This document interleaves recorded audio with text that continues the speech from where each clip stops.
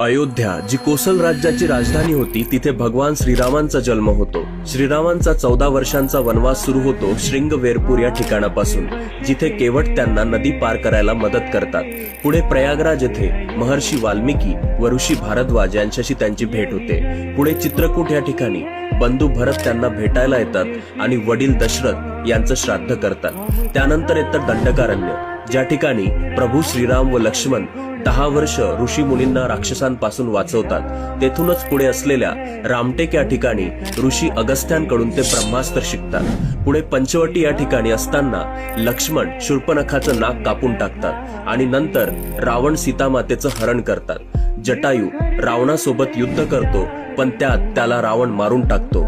पुढे प्रभू श्रीराम व लक्ष्मण सीतामातेच्या शोधात निघतात आणि वाटेत त्यांना महाबली हनुमान भेटतात आणि तिथेच पुढे श्रीराम सुग्रीवाला बालीचा वध करायला मदत करतात।